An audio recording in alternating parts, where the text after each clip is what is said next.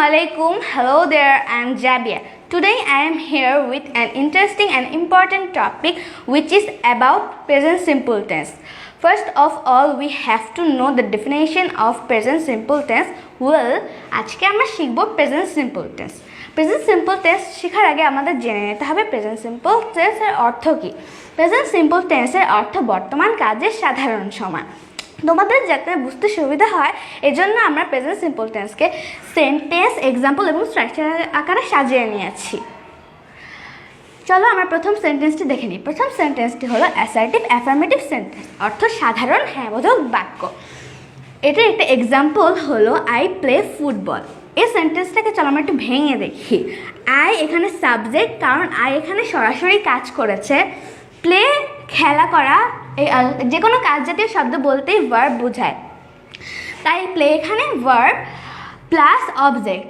এখানে ফুটবল, আইয়ের কাজ ফুটবলের উপর গিয়ে পড়েছে।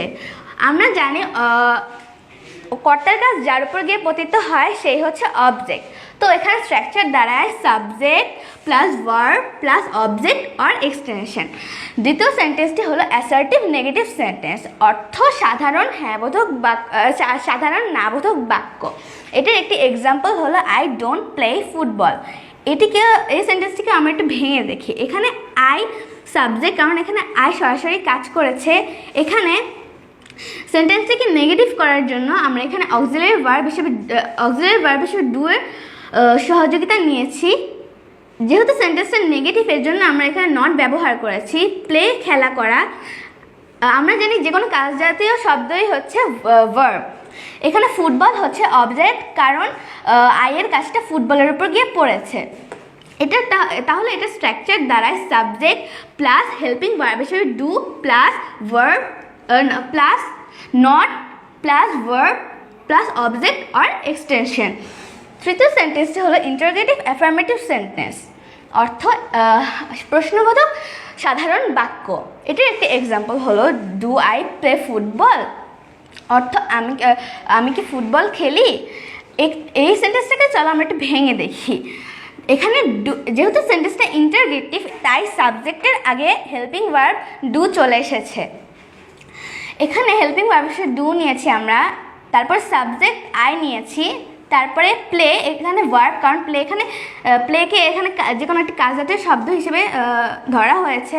ফুটবল এখানে অবজেক্ট, কারণ আইয়ের কাজটা ফুটবলের উপর গিয়ে পড়েছে, তাই ফুটবলটা হচ্ছে অবজেক্ট। তো এখানে স্ট্রাকচার দ্বারায় হেল্পিং ভার্ব হিসেবে do plus subject plus not plus verb plus object or extension. চতুর্থ সেন্টেন্সটি হলো ইন্টারোগেটিভ নেগেটিভ সেন্টেন্স, অর্থাৎ প্রশ্নবোধক নাবোধক বাক্য। এখানে এক্সাম্পলটি হলো ডোন্ট আই প্লে ফুটবল, অর্থাৎ আমি কি ফুটবল খেলি না। এখানে বন্ধুরা একটা জিনিস খেয়াল করো, এখানে ডোন্ট এসেছে। এই ডোন্টটাকে যখন আমরা ভেঙে লিখি তখন এটা ডু নট হয়, আর ডু নটটাকে আমরা যখন অ্যাপোস্ট্রফি অফ দিয়ে লিখি তখন এটা ডোন্ট হয়। যদি আমরা এখানে ভেঙে লিখি ডু নটটাকে, তখন নটটা সাবজেক্টের পরে চলে যাবে, আর যদি একসাথে লিখি তাহলে ডোন্ট সাবজেক্ট পরে যাবে নটের পরে। তাহলে এখানে স্ট্রাকচার দ্বারায় হেল্পিং ভার্ব হিসেবে do plus subject plus not plus verb or extension or object or extension. এখানে আরেকটা জিনিস খেয়াল রাখবে, সাবজেক্ট যদি হি সি অথবা একক নাম, হি সি ইট অথবা একক নাম হয়, তাহলে ভার্বের শেষে এস বা ইএস যুক্ত হবে, এবং ইন্টারোগেটিভ এবং নেগেটিভ সেন্টেন্সের ক্ষেত্রে হেল্পিং ভার্বের শেষে ইএস যুক্ত হবে এবং মেইন ভার্ব বেস ফর্ম হবে। আশা করি তোমরা বুঝতে পেরেছো। ধন্যবাদ।